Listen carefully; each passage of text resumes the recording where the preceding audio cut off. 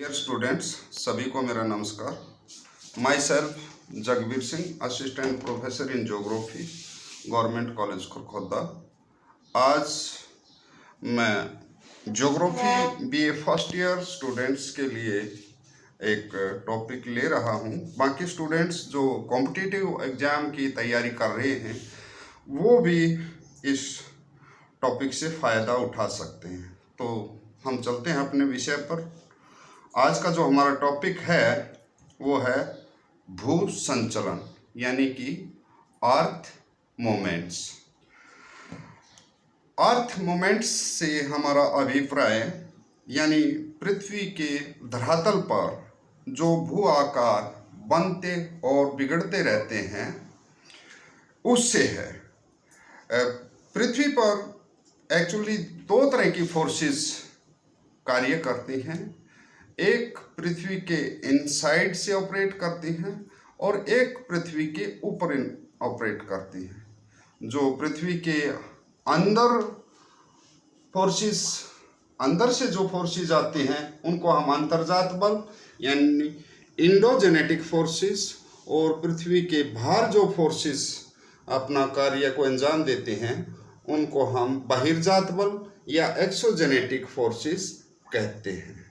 बाहिर जो अंतर्जात शक्तियां हैं वे पृथ्वी के धरातल पे विषमताएं पैदा करती हैं, और जो बहिर्जात बल हैं वो यानी कि जो एक्सोजेनेटिक फोर्सेस हैं वो पृथ्वी के धरातल पर जो अंदरूनी शक्तियों ने जो विषमताएं पैदा की थी उनको समतलीकरण यानी उन विषमताओं को दूर करने का कार्य करती हैं। तो आज हम जो है अंतर्जात बल से संबंधित जो शक्तियां कार्य करती हैं उसी पे अपना फोकस रखेंगे। बहिर्जात बल पे हम किसी दूसरे टॉपिक में लेंगे।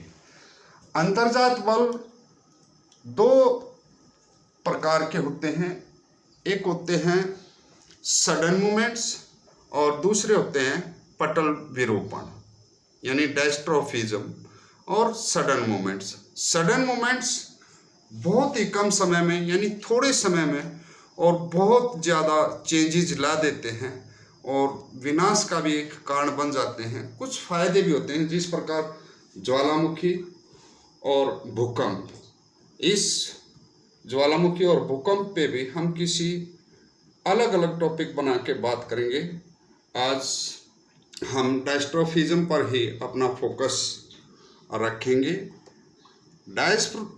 डायस्ट्रोफिज्म जो है ये लंबे समय में यानी दीर्घकालीन संचलन है। इसमें धीमी हलचलें पृथ्वी पे चलती रहती हैं जिसके परिणाम हजारों लाखों साल बाद हमें दिखाई देते हैं। इसके परिणाम स्वरूप पृथ्वी के अंदर विक्षोभ, भ्रंश, मुड़ाव तथा टूटन जैसी विषमताएं पैदा हो जाती हैं। इसमें दोनों फोर्सेस काम करती हैं यानी वर्टिकल और हॉरिजॉन्टल यानी लंबवत और क्षैतिज दोनों हलचल इसमें शामिल हैं।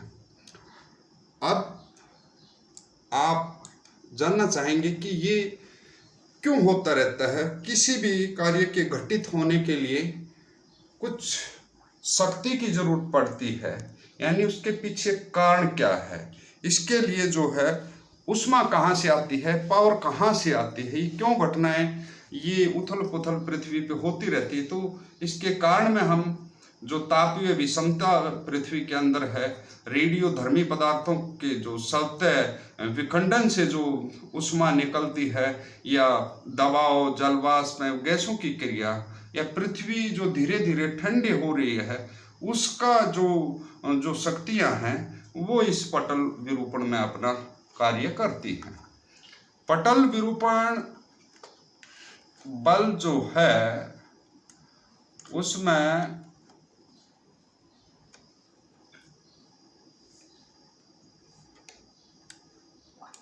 दो तरह की ये घटनाएं होती हैं। इसमें पहले महादेश जनक बल या महाद्वीप निर्माणकारी बल एप्रोजेनेटिक फोर्सेस और दूसरे पर्वत निर्माणकारी बल ओरोजेनेटिक फोर्सेस, दो भागों में करके हम इसका अध्ययन करेंगे। महादेश जनक बल या महाद्वीप या जो जिससे कॉन्टिनेंट्स पठार पर्वत का निर्माण होता है वो महादेश जनक बल में हम शामिल करते हैं। इसमें दो तरह से कार्य पृथ्वी पे होता है, एक अपवार्ड फोर्सेस कार्य करती हैं, एक डाउनवार्ड फोर्सेस कार्य करती हैं। अपवार्ड फोर्सेस में जब पृथ्वी के धरातल पे कोई भाग आसपास के संदर्भ में ऊपर उठ जाता है तो उसको ऊर्ध्वमुखी बल का परिणाम हम कहते हैं। ये घटना भी दो तरह से घटती है, एमरजेंस और अपलिफ्टमेंट। यानी जब ये क्रिया, ये प्रक्रम पृथ्वी के धरातल पे यानी क्रस्टल पार्ट पे यानी कॉन्टिनेंट्स पे घटित होती है तो हम उसको अपलिफ्टमेंट या उत्थान कहते हैं। दूसरा, जब यही घटना किसी महाद्वीप के तट यानी समुद्र वाले पार्ट पे होती है और कोई तटीय भाग ऊपर निकल के आ जाता है, स्थल का भाग बन जाता है, तो उसको हम एमरजेंस या उन्मज्जन कहते हैं। दूसरा जो बल है वो है अधोमुखी बल। इसमें क्या होता है कि डाउनवर्ड पार्ट चला जाता है। जब यही घटना समुद्र किनारे पे घटित होती है, जब कोई क्रस्टल पार्ट सबमर्ज कर जाता है तो उसको निमज्जन या सबमर्जेंस कहते हैं।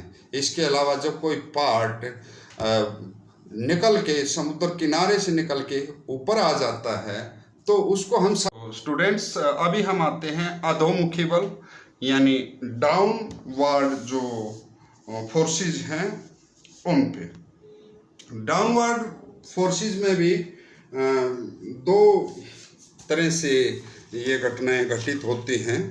इसमें एक अवतलन और निमज्जन। अवतलन यानी जब ये घटना स्थलीय भाग में घटित होती है, यानी आसपास के धरातल से कोई भाग धंस के नीचे चला जाता है तो उसको हम सबसिडेंस कहते हैं। और जब ये घटना तटीय भाग यानी समुद्र किनारे पे होती है और कोई तटीय भाग सबमर्ज कर जाता है उसको निमज्जन कहते हैं, यानी वो जलमग्न हो जाता है, यानी समुद्र का पार्ट बन जाता है। अब आते हैं हम ओरोजेनेटिक फोर्सेस पे यानी पर्वत निर्माणकारी बल। ओरोजनी यानी पर्वत निर्माण। इसमें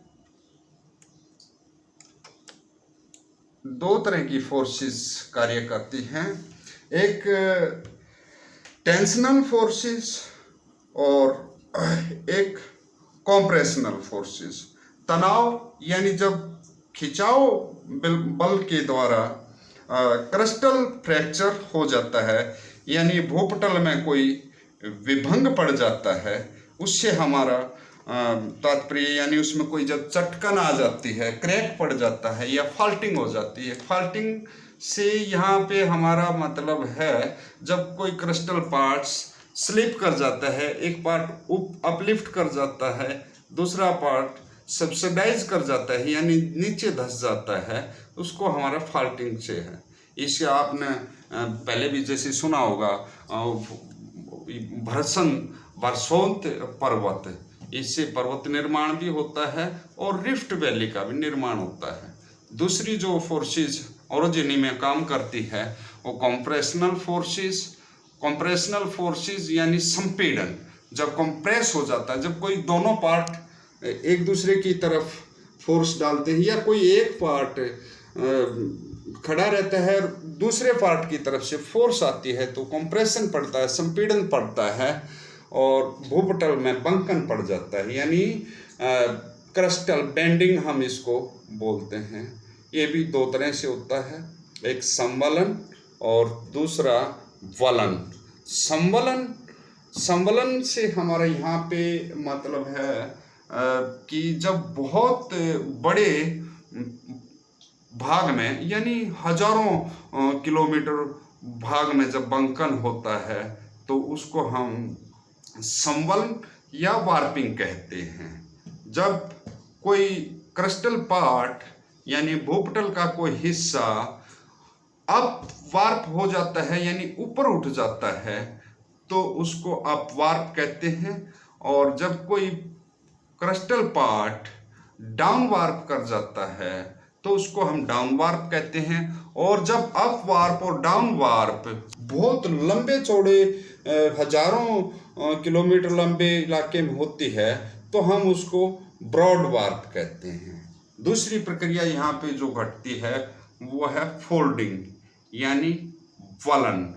फोल्डिंग में क्या होता है, जब फोर्सेस आती हैं, ये संवलन से अगर हम इसकी तुलना करें तो ये संवलन का छोटा रूप है। यानी जब इलाका यानी एरिया कम है, कम एरिया में ये प्रक्रम होता है तो उसको हम वलन कहते हैं यानी फोल्डिंग माउंटेन्स के बारे में आपने सुना होगा, यानी जब दो क्रिस्टल पार्ट आते हैं, जो सेडिमेंट्री रॉक्स होती है, तलछटी चट्टानें जिनको हम बोलते हैं, और उनमें फोल्ड्स पड़ जाते हैं तो उसको हम फोल्डिंग यानी वलन की प्रक्रिया कहते हैं। वलन से संबंधित हम एक अलग टॉपिक लेंगे क्योंकि टॉपिक बहुत बड़ा हो जाएगा। हाँ, एक दो पॉइंट्स और बता दूं, इसमें भी ऐसे होता है जैसे अप वार्प और डाउन वार्प होते थे, इसमें भी एक पार्ट ऊपर उठता है और एक पार्ट जो नीचे रहता है, जो